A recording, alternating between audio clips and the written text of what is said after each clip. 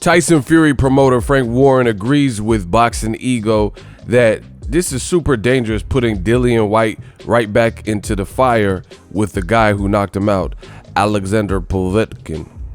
What up, Fight World? It's your boy Ego, and I'm back with some more boxing. Make sure you smash the like button. Also, subscribe to my channel for the latest and greatest in boxing. Now, let's jump into it. Frank Warren did an interview talking about the news. Dillian Whyte, he keeps claiming that he wants an immediate rematch with Povetkin. 1,000,000% I could beat him. He's saying he can beat him, this, that, and the third. And Frank Warren had this to say, and I quote, "I'm a bit surprised they're talking about trying to get it on in November. Straight away when you get knocked out, the BBBFC, British Boxing Board of Control, they will give you a medical suspension, a minimum of 28 to 30 days, before you can even get back into the gym and resume sparring. But when you get a bad knockout," and that was a bad knockout, "sometimes they extend that to maybe 45 days. To be saying that they're going to put that fight back on again in November is crazy. Anybody around Dillian Whyte, and I'm sure Dillian Whyte would fight him tomorrow, but anyone around him needs to protect him and ensure that doesn't happen." I'm not saying that's because I'm thinking, oh, if he beats Povetkin, we're back in the same situation as before with the mandatory defense, because we're not.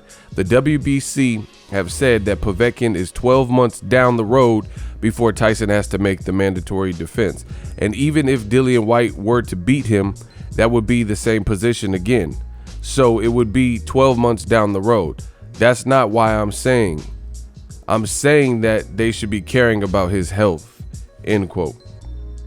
Now, Dillian Whyte, he's been super vocal, and I have to admit, in boxing, for my taste, the UK energy has been very weird. You know, it's like they're egging this man on to go back and set the record straight. And everything Frank Warren just told you is literally what I've been saying on my channel. And for those that know, they know. New media, we control the narrative. It's so funny that when I make these statements before anybody else in boxing, you know, I'm the bad guy, I'm hating, I'm this and that. And then you see people in the industry, fighters, trainers, promoters, former champions, etc., and they say the same stuff that I'm saying. So I must not be that far off the mark. So it's just a bad look for Eddie Hearn, rematch room, Dillian Whyte. It goes to show you that they got caught with their pants down. They never expected Povetkin to have that punch in him to beat Dillian Whyte. Eddie Hearn has carefully calculated and molded the positionings and of his various fighters, and they've looked towards keeping it that way. You know, let's put Dillian Whyte in there with Joseph Parker, but only after we know that Parker's coming off a loss to Anthony Joshua. He didn't win. That would have been a title shot right there, Dillian Whyte versus Joseph Parker, but he waited till Joshua beat him and was coming off of a Joshua loss, and then that's when he made Dillian Whyte. And Dillian Whyte still almost got stopped in the 12th round after knocking Parker down really once, because the second time was the official knockout, but the first was really like a headbutt or something, if memory serves correct. But this is strange from the UK, and also Dillian Whyte, that he's doing all these interviews in Sky Sports. It just goes to show you that they didn't anticipate this, and now they're trying to make Dillian Whyte look like a hero by getting knocked out some kind of way. And like, he's like, oh, I seen Sky Sports, they posted something, most fighters would go into hiding, but Dillian Whyte, he's doing interview after interview. That's not a good thing from my perspective, because when you get knocked out brutally, one hitter quitter, you should probably just rest. The world's seen it. It's over, and it looks like you're trying to explain it away or show that you're okay, but you're really hurt. You know, people do this. You know, I'm the king of analogies.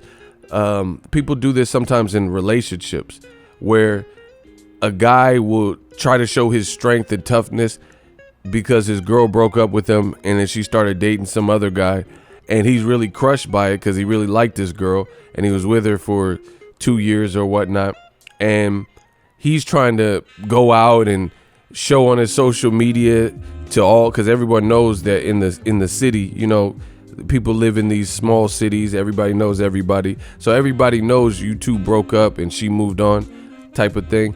And the guy's posting all this stuff. He's jet skiing and with girls and drinking, and he's trying to make it look like his life is lit. But deep down inside, we all know he's taking the breakup hard. But he's trying to put on this facade that it's all gravy, everything's good, and life is peachy. But people who know him in his inner circle, they know that's cap, and they know that the guy is really like heartbroken and devastated because of this girl he loved broke up with him and hooked up with another guy that fast. You know what I mean? That's what it looks like with Dillian Whyte. It's like Dillian Whyte, I don't prefer him doing a bunch of interviews. I mean, he's a grown man. He could do whatever he want. But what I'm saying is you have to look from the outside looking in. Him doing a bunch of interviews, there has to be a balance. It's cool to do an interview or so, but he keeps saying, "Oh, I'm a quick learner. I want to fight Povetkin again." Boo, boo, boo. And he keeps talking about how he knows 1,000,000% he could beat Povetkin. It's like you're trying to save face. We seen what happened. It happened. So just chill out. He's talking about immediate rematch. In fact, this is a pull quote from Dillian Whyte social media. "Just want to thank everyone again for the support. It's been unreal. Well done to Povetkin." Like, he's already congratulated Povetkin. How many times do you have to congratulate him? You know, I don't know if Eddie Hearn is telling him, hey, keep telling them that. It's just like they're so embarrassed that they can't stay away from the camera. Just disappear for a little while, get your mind right, rest up, spend time with family, you know, stuff like that. How many times do you have to congratulate Povetkin? We know. You already congratulated him. You already said he was a better man and all that. Like, what is this? He said, "Well done to Povetkin. This is heavyweight boxing. One punch can change everything." Which, again, he's already said this on interviews. So why are you putting a post just not even 24 hours ago, really rehashing everything you've already said? "One punch could change everything. I'm focused. Looking forward to the rematch. Let's go." Another thing he's already said. Let's go, baby. Let's go. Let's give the fans part 2. So I'm in full agreement with Tyson Fury's promoter, Warren, and Dillian Whyte is on a dangerous path because he's motivated by revenge and trying to get vengeance. And the people, there's a lot of fans and stuff, they don't really care about you because you've seen when it went bad for him, he got knocked out. Some of the same fans that were egging Dillian Whyte on when he was beefing with Andy Ruiz, calling Luis Ortiz an old man, when he was slagging Deontay Wilder. Them same people was posting memes and, you know, watching the knockout over and over. Boxing is a brutal sport, and the fans are brutal as well. So I agree. You know, of course I agree with what Frank Warren's saying because I said it before, Frank Warren. If you guys listen to my videos, it's just, this is a bad look. I told you there has to be some kind of protocol to save the fighter from himself. Dillian Whyte, you know, I respect the fact that he's a fighter. He wants to get the get back and he believes he could beat Povetkin. I get that. But when you take a knockout of that order, of that caliber, you don't know how you're going to respond to punches, especially if you give yourself no time to rest. You know, it's similar. Here's an analogy for you guys. Make sure you guys smash the like button. Very similar to working out. I've been in, I don't know. I read a lot about working out and I was in real good shape and stuff like that. So I was really interested in getting all the muscle and fitness and flex magazines and stuff. So I'm really pretty knowledgeable in that industry, right? And any bodybuilder in the world, natural, they could be natty, they could be on roids, it don't matter. But anybody will tell you if they're being realistic. And when you incorporate steroids, that's a little bit different because it gives you unfair advantages. But especially natural bodybuilders, they will tell you that rest and recovery is part of the game. If you do not rest and do not recover your muscles and you push it to the limit 7 days a week as hard as you can, then you're more prone or susceptible to injury, right? Sometimes permanent. Like you look at like Ronnie Coleman, he has a lot of back problems and surgeries and stuff like that, lifting these heavy weights and these various things like that. So you're more injury prone, as well as you know, you could you could pull muscles, you could slip a disc. There's just a lot that could go wrong, and you could actually hurt your chances of muscle growth by not resting properly. So anybody that's knowledgeable and that's being realistic, especially if they're natural, they're going to tell you that's part of the game, rest and recovery. You got to let your muscles recover. You can't just have at it and never rest, never sleep, especially sleep. That's why a lot of these bodybuilders, all they do is eat when they have a competition. They eat, like Mike Tyson said. They eat, rest their bodies up, chill out, and work out hardcore a couple times a day or whatever, period. But you have to have that type of routine. So why would it be different for an actual boxer who's taking punches to the face? That's just lifting metal. You know what I'm saying? That's just the iron paradise pumping iron. And you still got to let your muscles recover. So getting knocked out is not human. The skull is not made for blunt force trauma. That's why you see, first 48s and forensic files, people get hit with a lamp and stuff in the head repeatedly, and they're trying to solve the murder case. You see what I'm saying? So you're not meant to take that type of trauma to the head.